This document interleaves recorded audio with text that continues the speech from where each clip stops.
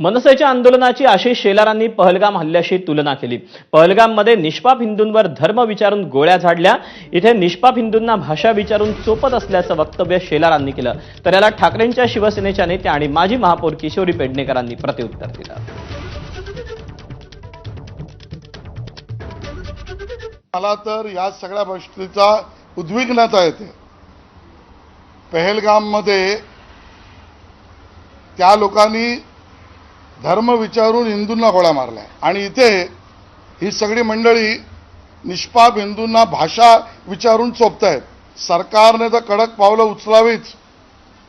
आम्ही सत्ताधारी पक्ष आहोत, मोठा पक्ष आहोत, मोठा भाऊ आहोत, मोठी जबाबदारी आहे। हे प्रकार वाढता कामा नयेत।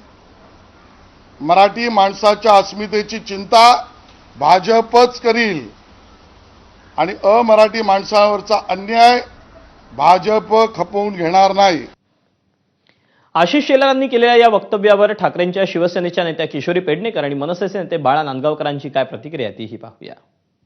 आशिष शेलार हे आमदार आहेत, पक्षामध्ये फार मोठं स्थान आहे त्यांचं।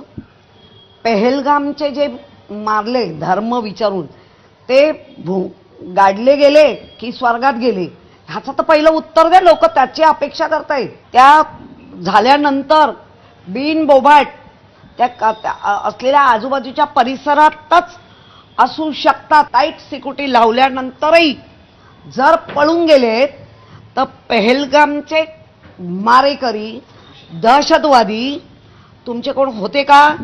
कसे गेले पळून? तुमचा पक्ष काही सामाजिक संस्था आहे? तुमचा पक्ष काय करतो अख्ख्या देशामध्ये? तेच करतोय ना। काय बरं, आता तर निवडणुका कुठल्याच नाहीत ना।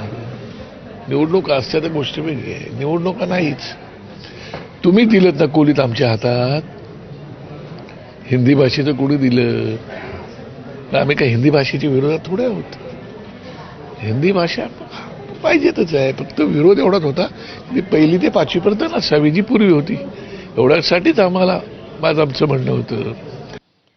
दरम्यान या प्रकरणावर विजय वडेट्टीवारांनी काय म्हटलंय तेही पाहूया। आशिष शेलारांचे दोन भाऊ एकत्र आल्यामुळे मला वाटतं पहलगाम आठवायला लागला त्यांना। तुम्ही जाऊन बाहेर राज्यामध्ये आपल्या परदेशामध्ये जाऊन पाकिस्तानमध्ये जाऊन 100 मारल्याचा छाती डोकून सांगताय आणि तुम्हाला 4 अतिरेकी भेटले नाहीत ज्याने येऊन मारून गेले गोळ्या? ते कुठे गेले? तुम्ही 250 किलो RDXला पुलवामामध्ये 49 आमच्या जवानांना शहीद झाले, ते कुठे गेलाय? अरे हे सगळी कोणाला सांगताय? एकाला एक वेळा मूर्ख बनवता येईल, 2 वेळा बनवता येईल, वारंवार बनवता येत नाही। यांची भीती स्वाभाविक आहे। 2 भाऊ एकत्र आल्यामुळे शेलारांची पंचायत झाली, त्यामुळे शेलार अशा पद्धतीचं वक्तव्य करतायत।